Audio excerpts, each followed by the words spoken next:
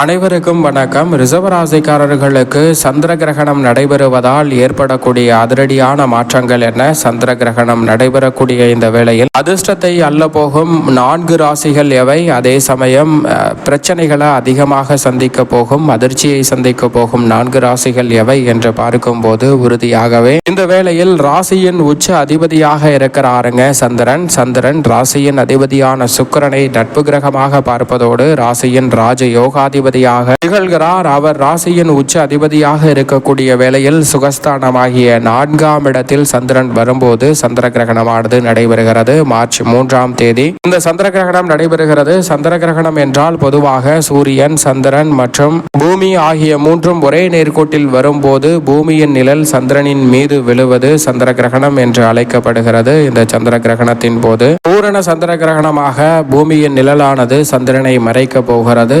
அந்த நேரத்தில் கூடுதல் கவனத்துடனும் விழிப்புணர்வுடனும் இருக்க வேண்டும். ஏனென்றால் ஆலயங்களும் சந்திர கிரகணம் நடைபெறக்கூடிய நேரத்தில் பூட்டப்பட்டிருக்கும். இறைவனும் வலுவிழக்கக்கூடிய ஒரு நேரமாக கிரகணம் பார்க்கப்படுகிறது. அதனால் கிரகண தோஷங்களும் பாதிப்புகளும் ஏற்படலாம். நட்சத்திரங்கள் அதிகமாக பாதிக்கப்படுவதால் நிச்சயமாக சாந்தி பரிகாரம் செய்வது கிரகணம் முடிந்ததற்கு பிறகு நல்ல பலன்களை உங்களுக்கு ஏற்படுத்தி கொடுக்கும். அதிலும் குறிப்பாக ரிஷபராசி பாதிப்பு ஏற்படக்கூடிய ராசியாக இருக்கிறதா, ராஜயோகம் பெறக்கூடிய ராசியாக இருக்கிறதா என்று பார்க்கும்போது உறுதியாகவே ரிஷபராசி ராஜயோகம் பெறக்கூடிய ராசியாக பார்க்கப்படுகிறது. ஏனென்றால் 4 ராசிகள் ராஜயோகம் பெறக்கூடிய வகையில் இந்த தருணத்தில் அமைகிறது. அதில் முதலாவதாக மேசராசி, சிம்மராசி மற்றும் மீனராசி. இந்த ராசிகளுடன் ரிஷபராசியும் ராஜயோகம் பெறக்கூடிய நல்ல சந்தர்ப்பத்தை உறுதியாகவே பெறும் தருணமாக இந்த சந்திர கிரகணம் நடைபெறுகிறது. இந்த சந்திர கிரகணம் நடைபெறக்கூடிய வேளையில் கிரகநிலைகளின் அமைப்பை பொறுத்த வரைக்கும் சூரியன் மிக வலுவாக கும்பராசியில் வலம் வருகிறாருங்க.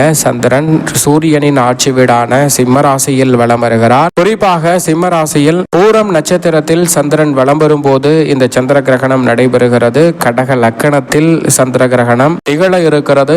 அதுவும் நிகழக்கூடிய நேரமானது பிற்பகல் 3:20 மணிக்கு துவங்கி இரவு 7:54 மணிக்கு நிறைவடைகிறது. கிரகணம் உச்சபெறும் நேரமாக 5:04 மணியானது பார்க்கப்படுகிறது. இந்த வேளையில் வெளியில் சுற்றாமல் வீட்டிலேயே இருப்பது அல்லது ஓய்வெடுப்பது பெரும்பாலும் கிரகண தோஷங்களை பாதிப்புகளை நிவர்த்தி செய்யும். பெரும்பாலும் இந்த நேரங்களில் அதிக பயணத்தை மேற்கொள்ள வேண்டிய ஒரு சூழல் இருந்தால் கிரகண தோஷத்தை நீக்கக்கூடிய வகையில் இருக்கக்கூடிய தர்ப்பை, துளசி போன்றவற்றை உடன் இழுத்து செல்வதால் கிரகண தோஷங்களும் பாதிப்புகளும் விலகும். ஏனென்றால் மாலை நேரம் என்பதால் பணிகளை முடித்து வீடு திரும்பக்கூடிய நேரமாக பார்க்கப்படுகிறது. அந்த நேரங்களில் பயணங்களை தவிர்க்க முடியாத ஒரு சூழலும் இருக்கிறது. எனவே ரிஷபராசிக்காரர்கள் மட்டுமல்ல, அனைத்து ராசிக்காரர்களுமே கிரகண தோஷத்தை நீக்கக்கூடிய வகையில் தர்ப்பை மற்றும் துளசி போன்றவற்றை உடன் எடுத்து செல்வது நிச்சயமாக பல தோஷங்களை உங்களுடைய வாழ்வில் அண்டாமல் விலக்கிவிடும். அதிலும் குறிப்பாக இந்த வேளையில் 4 ராசியில் ரிஷபராசி மிக சிறப்பான பலனை பெறப்போவதால் புதிய தொடக்கம், நல்ல வாய்ப்பு, திடீரென புதிய சந்தர்ப்பங்கள் அமையலாம். பதவி உயர்வு, ஊதிய உயர்வு போன்றவை கிடைப்பதற்கான நல்ல சந்தர்ப்பம் உங்களை தேடி வருகிறது.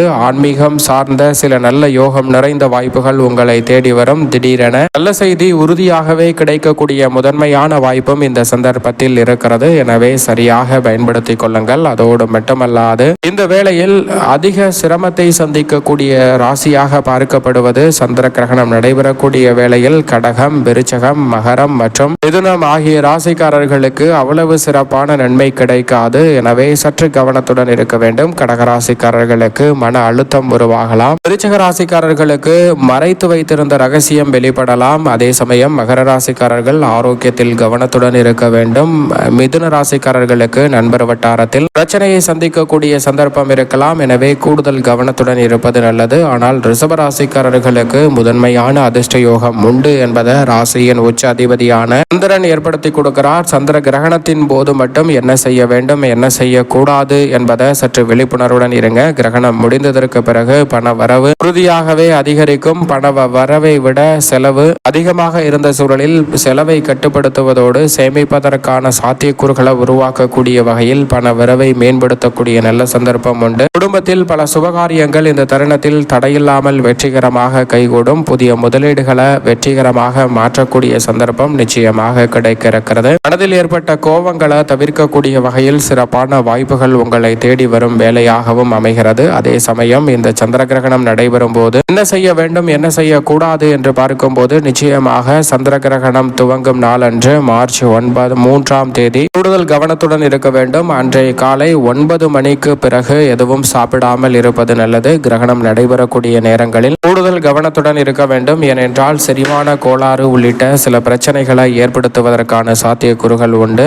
தேவை என்றால் மட்டும் உணவு சாப்பிடுவது, தண்ணீர் குடிப்பது போன்றவற்றை செய்யுங்கள். மற்றபடி இந்த நேரத்தில் பயணம் மேற்கொள்வதையும் தவிர்ப்பது நல்லது. உணவு சமைத்தல், காய்கறிகளை வெட்டுதல், கூர்மையான ஆயுதங்களை பயன்படுத்துதல் போன்றவற்றையும் தவிர்ப்பது நல்லதாக பார்க்கப்படுகிறது. கிரகண நேரத்தில் மிக அதீதமான இயந்திரங்களை பயன்படுத்தக்கூடியவர்கள் கூடுதல் கவனத்துடன் இருப்பது நல்லதாக பார்க்கப்படுகிறது. அதே சமயம் இது போன்ற விஷயங்களில் சில விதிவிலக்காக பார்க்கப்படுவது வயதானவர்கள், நிரந்தர நோயுற்றவர்கள், சிறு குழந்தைகள், கர்ப்பிணி பெண்கள் ஆகியவர்கள் விதிவிலக்காகவும் பார்க்கப்படுகிறார்கள். உணவு தேவைப்படும் நேரத்தில் எடுத்துக்கொள்ளலாம், அளவாக எடுத்துக்கொள்வது நல்லதாக பார்க்கப்படுகிறது. ஆனால் அதே வேளையில் இவர்கள் நிச்சயமாக வெளியில் சுற்றுவதை தவிர்ப்பதை நல்லதாக பார்க்கப்படுகிறது. கிரகண நேரத்தில் வெளியில் வருவதால் சில பாதிப்புகளை சந்திக்கக்கூடிய சூழல் உண்டு என்பதை அறிவியலும் சொல்கிறது. எனவே சற்று கவனத்துடன் இருப்பது நல்லதாக பார்க்கப்படுகிறது. அதோடு மட்டுமல்லாது இந்த தருணத்தில் இளஞ்சிவப்பு நிறத்தில் தோன்றக்கூடிய சந்திரனை இந்தியாவில் இருந்து பெரும்பாலும் பார்க்க முடியாது. பகல் நேரம் என்பதால் தென்படாது என்றாலும் கூட